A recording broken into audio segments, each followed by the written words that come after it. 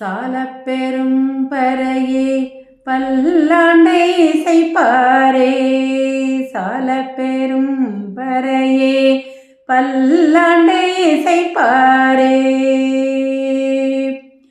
ராமா ராமா ராமா என்று நாமம் சொல்லி பாடணும், நாமம் சொல்லி பாடணும்.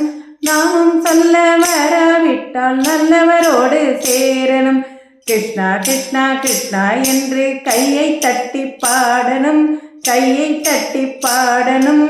கையை தட்ட வரவிட்டால் கூட்டத்தோடு சேரணும், கையை தட்ட வரவிட்டால் கூட்டத்தோடு சேரணும். இந்த பஜனை பாடலை நாமெல்லாம் பாட கேட்டிருக்கிறோம் இல்லையா?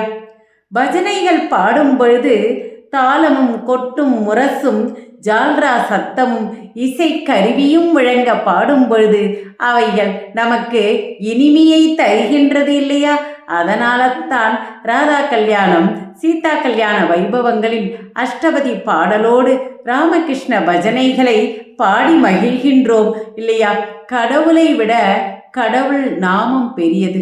அவனுடைய நாமங்களை பஜனையாக பாடுவதில் நமக்கு அவை எல்லளவும் சந்தோஷத்தை தருகின்றது. அது மட்டுமல்ல, பக்தன் ஒரு அடி எடுத்து வைத்தால் பகவான் நமக்காக 10 அடிகள் எடுத்து வைத்து பலனை தருவான் என்பதை நமது முன்னோர்கள் எல்லாம் சொல்ல கேட்டிருக்கிறோம். அது மட்டுமா, கூட்டமாக சேர்ந்து பஜனைகள் பாடும் பொழுது அங்கே ஒரு ஒற்றுமையை உணர்வு ஏற்படுகிறது. மனசும் நிறைஞ்சுதானே இருக்கிறது. ஏதோ பெரியவர்கள் மட்டும் பாடுவது என்று எண்ணலாகாது. ஏனென்றால் பள்ளிகளில் கூட பஜனைகள் பாடுவது வழக்கமாயிற்றே. குழந்தைகளும் அந்த பலனை அடைகின்றார்கள் என்பதை நாம் அறிந்திருக்கிறோம்.